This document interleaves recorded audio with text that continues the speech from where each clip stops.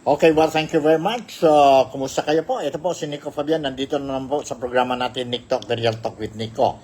Ayan, mga Filipinos ko po dito sa Malaysia. Kumusta tayong lahat? Apamacham and salamat patang sa ating lahat po dito sa Malaysia, particularly dito po sa Sabah. Yun po din ng mga overseas Filipino workers natin, mga Filipino migrants sa iba-ibang parte ng mundo. Ito mga overseas Filipino workers, I would like to say salamat pagi, salamat patang, and salamat malam. In other words, good morning, good afternoon, and good evening. Welcome na welcome kayo po dito sa programa namin or natin, Nick Talk, The Real Talk with Nico. Huwag natin din kalimutan na i-greet ang mga kababayan, kaibigan, at kapatid natin dyan po sa bayan natin, ang Pilipinas po, who is watching itong programa, Nick Talk, The Real Talk with Nico. And magandang araw sa inyong lahat. So, medyo busy tayo on a Monday afternoon. In fact, this morning pa rin, busy tayo from 10 a.m. No? Hanggang ngayon, medyo nag-relax muna tayo dahil we have to put out itong sabihin natin na breaking news ba ito or very important na news para sa mga followers natin dito po sa programa natin, Nick Talk, The Real Talk with Nico, dahil po, now, confirmado na. On the way na po ang impeachment complaint of Inday Sara Duterte patungo po dyan po sa House of Representatives plenary. No? Dahil kaninang umaga, during the hearing, ang mga Justice Committee members ng House of Representatives, they unanimously voted na may probable cause ang impeachment complaint against Inday Sara Duterte po. Sa 55 ng Justice Committee members present sa session na this morning or today po, all of the 55 members voted or unanimously agreed na mayroon probable cause po yun, impeachment ni Inday Sara Duterte. And of course, ngayon, they will transmit this committee report nila dyan po sa plenaryo. And ang plenaryo will look into it. And most likely by next week, May 11, ang 318 na congressmen and congresswomen natin dyan po sa House of Representatives will be voting, voting, and kailangan lang po 106 votes, 106 or one-third of the total number of congressmen or representatives natin sa House of Representatives. So with the 55, I think konti na lang po, konti na lang po, 36 na lang po, for them to be able to get itong 106. In other words, once makuha yun sila required of 106 votes, then they will transmit itong impeachment complaint. They will impeach ang plenaryo, ang House of Representatives will officially impeach si Inday Sara Duterte, and the impeachment will be transmitted to the Senate po. And according to the Senate President, si Tito Soto, na forthwith, for him, ang definition ng forthwith is immediately po. Kung sakali ang House of Representatives plenaryo will vote on May 11, so most likely it will reach ang Senado the following day, May 12. So May 12, so most likely baka ang Senado will decide for the impeachment trial immediately po, So, and then they will schedule. So most likely, if this scenario will be a reality, so there is a possibility that the full-blown impeachment trial of Inday Sara Duterte will jumpstart po sa June. May, June, the following month po. So let's see what will happen. So in the meantime, what I'm going to share with you po, for your information lang po, let me share with you itong updates, ang news po regarding kay Inday Sara Duterte, ang impeachment. For your information, the House of Committee on Justice today po approved its committee report finding probable cause in impeachment complaint against Vice President Sara Duterte, sending it to the plenary for voting. That will be on May 11. In a unanimous vote, all 55 present members of the panel voted to approve the committee report after amendments were made during the Monday hearing. Let it be placed on the record that 55 out of the 55 Justice members physically present manifested the support to the approval of the committee report to the attached resolution setting forth the articles of impeachment as amended. Justice Committee Chair Gerville Luistro said. The report will be submitted to the plenary and shall be calendared for consideration within 10 session days from receipt as per Section 9 of the House Rules of Procedure in Impeachment Proceedings po. A copy of the committee report will also be provided to Duterte as the respondent as well as the complainant and justice panel members. Before its approval, the panel approved Akbayan na Party List Representative Chel Jokno's motion to amend the wording in a part of the committee report which he said states that there was a finding that the committee made that offenses were committed by Duterte. Luiso repeatedly reiterated during the 4-day clarificatory hearing that the House panel is supposed to only find probable cause for Duterte's impeachment case to proceed and not approve the allegation po. No? Allegation po. So, yun na po. Klaro-klaro na yan po. So, nandyan na ang sabihin natin on the way na po. No? Waiting for next week. Tingnan natin what will happen. But this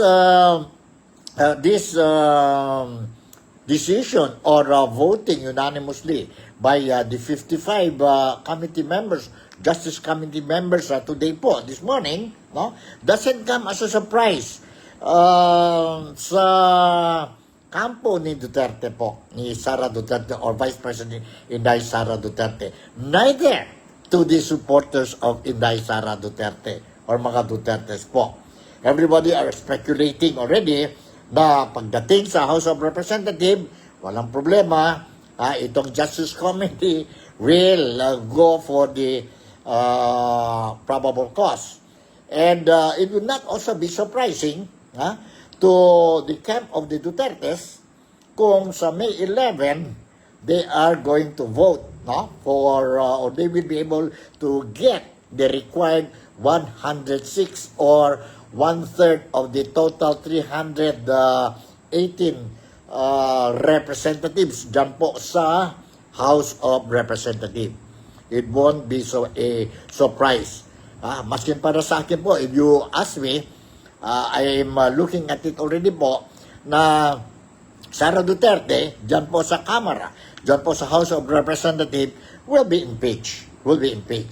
What I'm only looking forward po para malalaman na natin kung sino ang talking the truth. Although the truth hurts is, gusto ko rin po makita, tingnan natin kung tuloy talaga itong impeachment trial, full-blown impeachment trial ni Inday Sara Duterte, dyan natin po malaman kung sino, may kasalanan ba o hindi. However, let's also be we must also make it very clear po. Impeachment is a political maneuvering, no?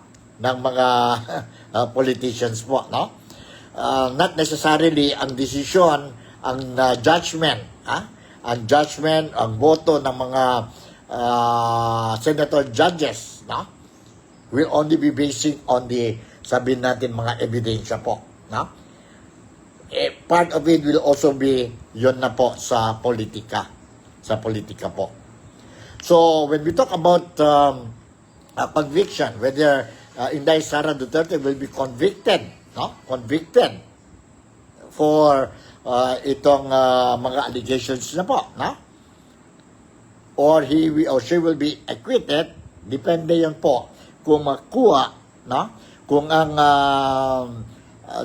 Senate justices will be able to come up with, sabihin natin, as 2/3 votes from the total 24 senators po. In other words, 16 votes yun po. Yun po, we have to look at it at the end of the hearing. At the end of the hearing po.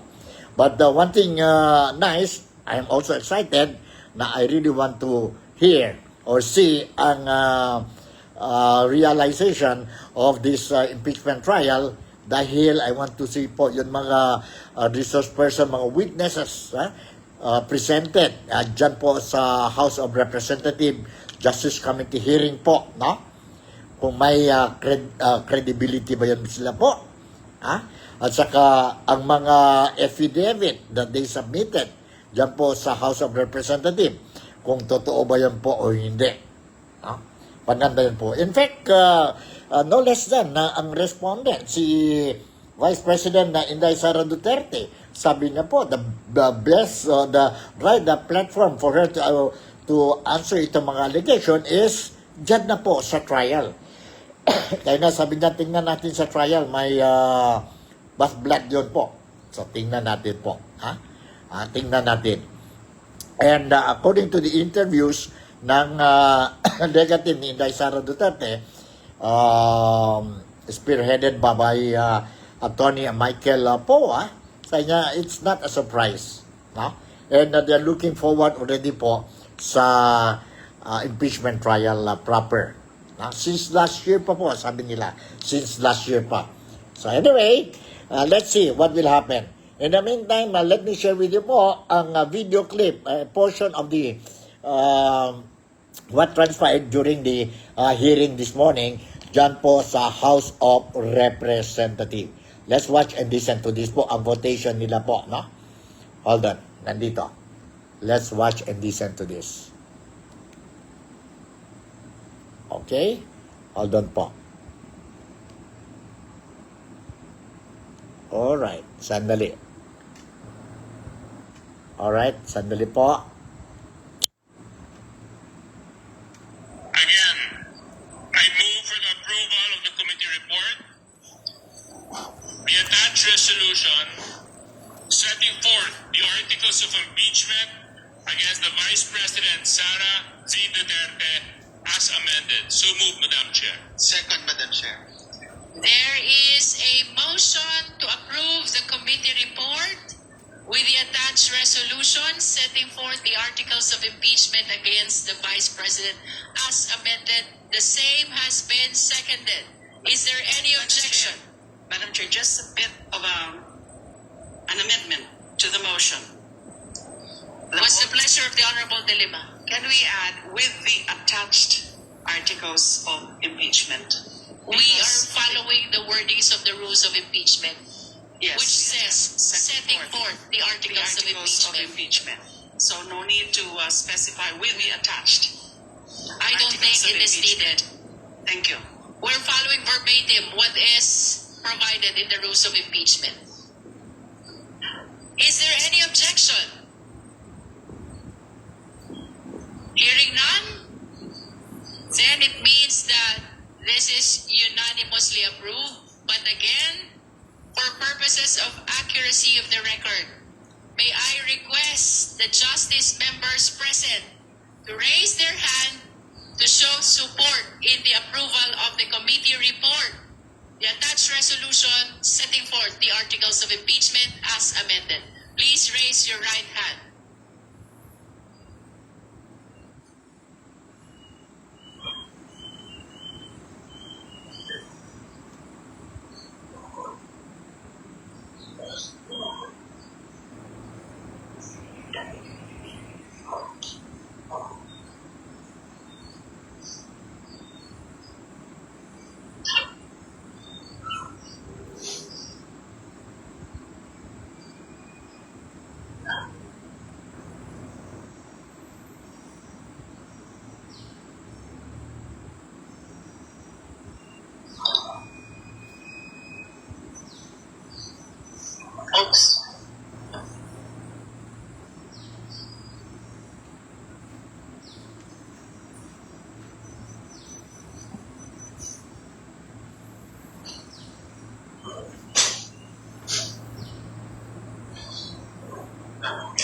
put down your hands.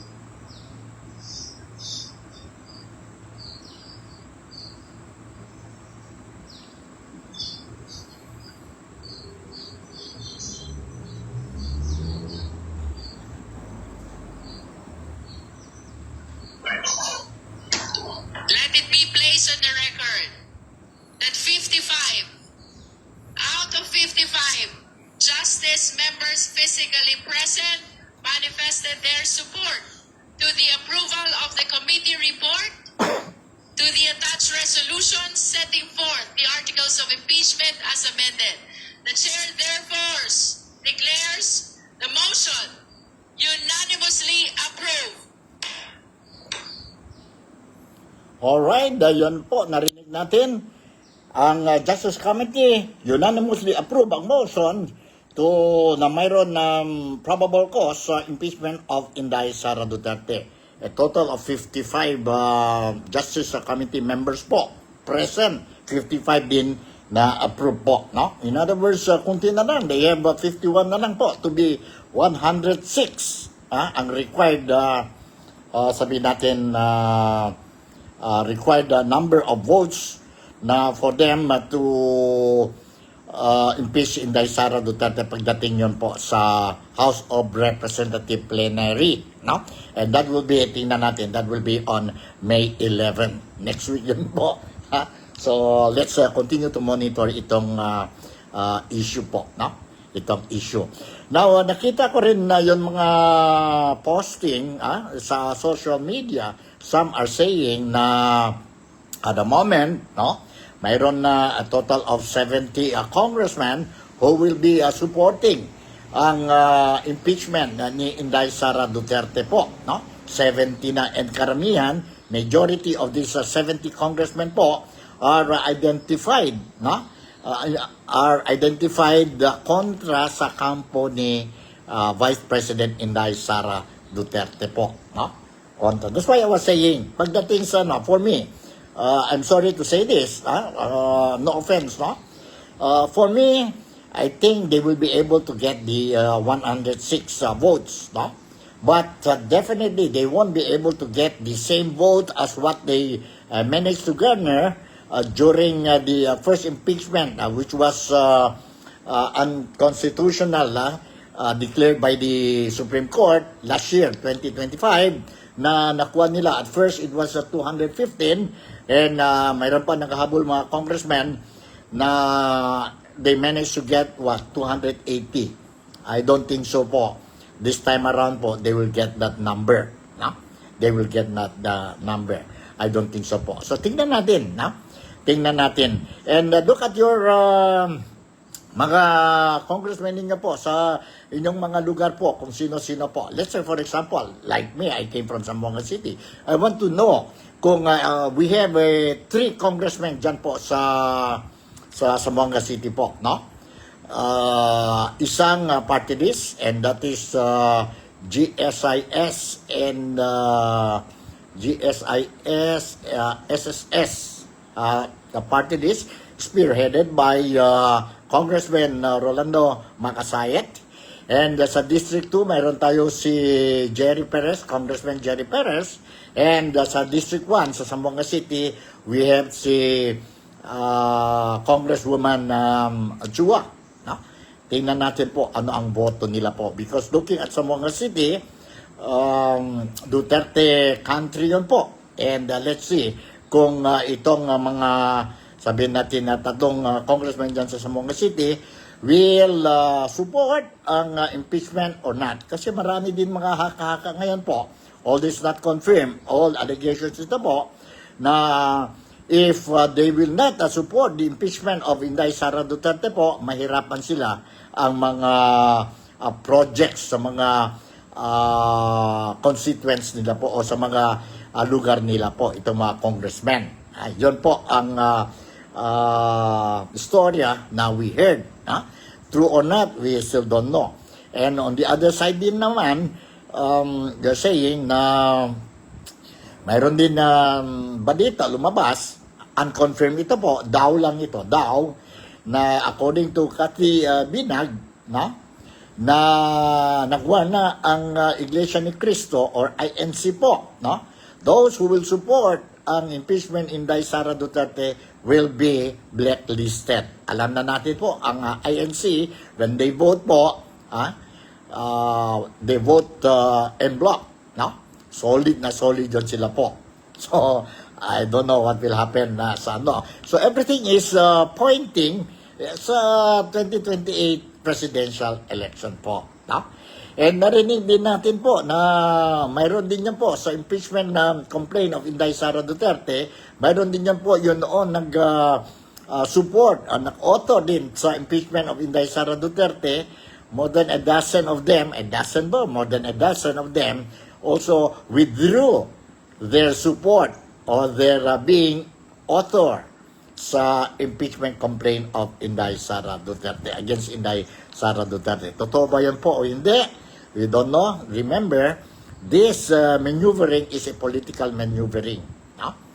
Itong impeachment of Inday Sara Duterte. So, yun ang latest natin when we talk about impeachment of Inday Sara Duterte. Ready na ready din ang Senado in the event mag-transmit na sa kanila ang records, ang desisyon, ang report ng House of Representatives impeaching Inday Sara Duterte po, then they are going to follow the forthwith. Forthwith na po, sabi si Senator Vicente Soto, this is immediately. That's how he, sabihin natin, ang meaning ng forthwith, immediately. But according to the Supreme Court, forthwith, it means not necessarily immediately, but in a reasonable period time. So, depende. But depende din na po sa Senado how they will look at this situation po. So, in the event something happens there po, according to some former senators, they said, medyo din po, delikado din po ang Senate President post ni Tito Soto. Tito Soto po. So, tingnan natin. Medyo mainit talaga po. Mainit ang political scenario dyan po sa Pilipinas. Ang dami po mga problema ang Pilipinas po. We have itong fuel prices po, tumaas. Ang mga essential goods, ang mga bilihin natin po, mahal. Nandyan po. We have a total of, as of what I heard this morning, mayroon na tayo po more than 100,000 individuals affected by the eruption of Mayon volcano dyan po sa Pilipinas. You just imagine po, kailangan din sila mga tulong, kagaya ng food. In fact, they are already asking donations, pagkain, tubig, mga mask, dahil ang eruption ng volcano, Mayon volcano po. Yun po ang problema. And then, nandito po ang problema natin ang El Nino. And nandito din ang problema natin sa BARM, ang eleksyon. Ang dami tayong problema po, plus itong impeachment. Kaya nga sabi mga Filipinos, sana po ang presidente natin, si President Ferdinand Bongbong Marcos, sana focus na lang siya po dyan muna mga priorities po, priorities.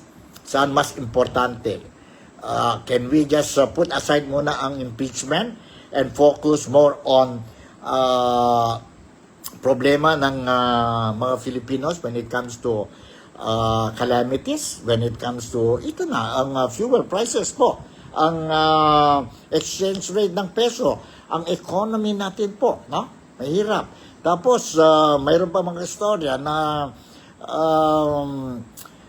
ang forecast nila po, even ang bigas natin, ang rice natin po, most likely we are going to see an price hike sa bigas natin po, no? Sa bigas natin diyan po sa Pilipinas dahil mahal din po ang fertilizers, no? Yun po ang sigaw ng mga farmers natin diyan po sa Pilipinas, diyan po sa Pilipinas. So yun ang sitwasyon. And let us not forget also ang problema natin hanggang ngayon po, no? Huwag natin kalimutan itong flood control project scandal. Grabe din po, no? Hanggang ngayon po, we don't know what is happening.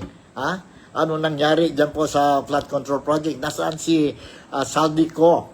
Saldino or Saldico? The other day, sabi ang presidente, nahuli daw doon sa Czech Republic and only to find out na he's free as a bird.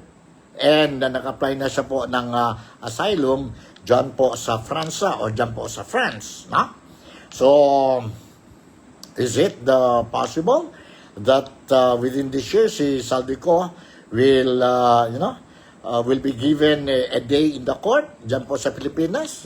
He will be arrested and brought back to the Philippines and answer itong mga charges sa kanya po because now he is considered a fugitive. No? And yun na sigaw ng mga tao. Ikulong ang mga tao, mga politicians involved, government officials involved sa flood control projects po. No? Hanggang ngayon po, we are not happy. Karamihan ng mga Filipinos is not happy with what is happening dyan po sa Pilipinas when it comes to the flood control project scandal. Scandal dyan sa Pilipinas po. No? Blared na blared po. And we want to see ang mga Filipinos, not only ang mga Filipinos dyan po sa Pilipinas, but kami din po dito sa Sabah, sa Malaysia po, we want to see that itong mga masterminds will be put behind bars. The government, since last year, since November, December, January, February, they keep on saying na walang Christmas daw. Last year, walang Christmas daw itong mga tao involved sa flood control projects. Ito ang promesa made by no less than our president, si President Ferdinand Bongbong Marcos Jr. But it did not happen po. It did not happen. And a lot of promises, empty promises po. That's why you cannot blame ang mga Filipinos if many Filipinos do not trust the government now po. No? Do not trust the government now. No? So, unless the government, si BBM, will be able to show to the public na he will put behind bars itong mga mastermind, then siguro po everything will change the way the Filipinos now are thinking about ang gobyerno natin po. Ang gobyerno natin. So, ang dami na mga politicians saying na ang mastermind ay ito, si Saldico ang mastermind. Si former Speaker Martin Romualdez is also a mastermind. Some are saying tatlo sila po, no? Allegedly. Saldico, Martin Romualdez, and no less than our president, si President Ferdinand Bongbong Marcos po, no? So, lahat ito po mga allegations lang na po, no? And what happened to the Blue Ribbon Committee? What happened to the Independent Commission for Infrastructure? Mga investigation nila po. What happened? No? Blurred tayo. Blurred na tayo po. No? Tungkol ang investigasyon sa flood control projects. Kaya nga, again, I think the government cannot blame if many Filipinos is thinking negatively when it comes to the manner how the government is running our country po. So let me share with you a video clip dito po, no? This is a video clip coming from no less than former governor ng Ilocos Norte po, si former governor Chavit Singson, no? Siya po, he was the one who's saying now, no? Na ang mastermind ng flood control project is si President Ferdinand Bongbong Marcos and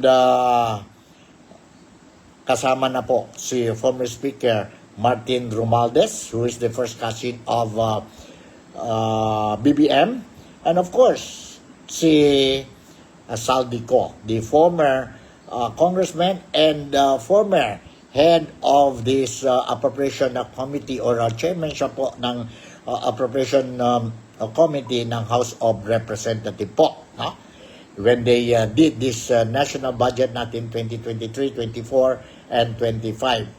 And in fact, many are saying that the 2025 national budget is the worst corrupt national budget in the history of the Philippines po. No? And nandyan na yan po ang kaso dyan po sa Supreme, ang complaint dyan po sa Supreme Court. Sa Supreme Court po. So, let me share with you itong video clip ni former governor Chavit Singson po regarding itong issue ng flood control projects po. Nandito po. Let's watch and listen to this. Hold on po. And then kayo nang bahala, you make your own assessment kung totoo ba ang mga statement made by Chavit Singson po. Nakasuhan na PM ang involved yan. So, from the very beginning, sinasabi ko na siya mastermind. Ginamit lang si Saldico sa si Martin Romualdez. Mag-uusap yung magpinsan.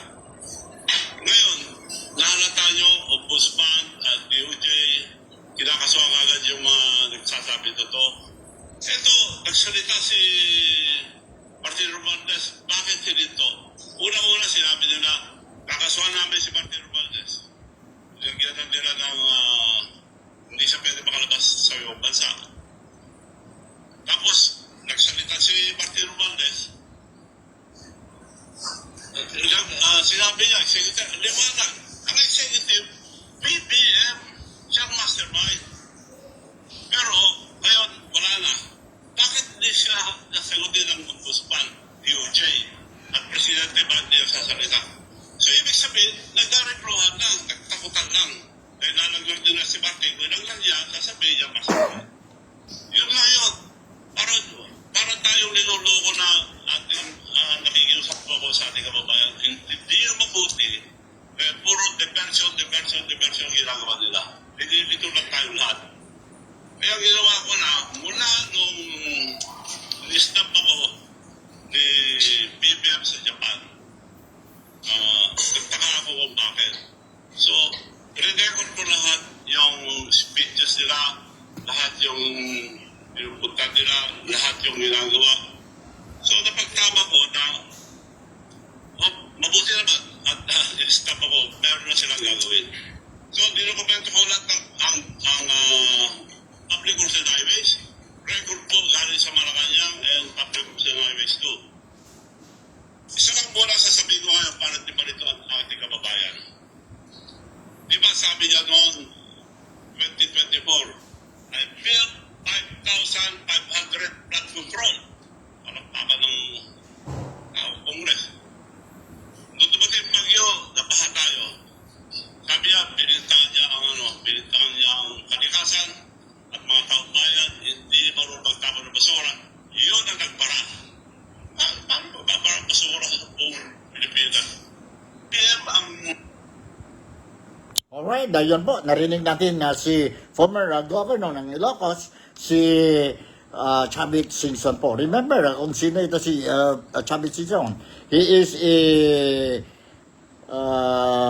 you call it what? Kingmaker when it comes to politics dyan po sa Pilipinas. Remember, almost lahat ng mga presidente, nagiging presidente dyan po sa Pilipinas, si Chavit Singson helped in many ways sa kanila para sa posisyon po. Financially, suporta sa mga tao, lahat-lahat po. And remember what Chavit Singson also did. He was the one who played a very important role in putting down ang former president ng Pilipinas. No? Hindi natapos ang term niya for 6 years, 2 years plus lang po, si former President Joseph Estrada. No? He played a very important role in removing si former President Joseph Estrada po. And he played also a very important role to put sabi natin na Bongbong Marcos during the 2022 election, presidential election, to be the president po. And galit siya ngayon, because according to him, si BBM did not keep his promise. He did not keep his promise that there will be continuity of the work of former President Rodrigo Roa Duterte po. So, yun ang sitwasyon. So, ito po. I have to go dahil po ay mayroon tayong Senate session ngayon live, and I'm going to monitor din po yun na Senate session because I was made to understand si Senator Ping Lacson will be giving a privilege speech po, no? I want to find out, I want to see, I want to hear na anong laman ng privilege speech na po regarding itong flood control projects po and sa impeachment of Inday Sara Duterte. Medyo interesting itong opening session nila po, no? After a break, ang recess nila, now they will start itong bagong 1 month lang yata sila, no? And then after that, they will be going for another recess po. And I will also continue to monitor what is happening dyan po sa Pilipinas, particularly when it comes to the news, itong mga social media posts, mga news na we heard from legit media outlets dyan po sa Pilipinas regarding ang health condition of our president po. Kasi nakita natin mga posting, kagaya they are saying that no less than si Senator Amy Marcos is claiming that si BBM, presidente natin po is in and out sa hospital. In and out sa hospital po. So I will see po. I will continue to monitor and whatever updates mayroon tayo po, makuha ko po, I will make sure na kayo, mga followers ko dito sa Nick Talk, Daily Talk with Nico, you will be properly informed. Pasensya lang po, I won't stay long dahil malapit na ang 3:00. I want to watch, monitor itong Senate session nila today po. So in the meantime, hanggang dito na lang. And ingat lang tayo po. Once again, si Nico Fabian would like to say thank you very much for making me a part of your day-to-day. Malaysia, Sabah, the Philippines, God bless us all. I'll see you in my next episode. Ingat kayo po. God bless and bye. I love you all.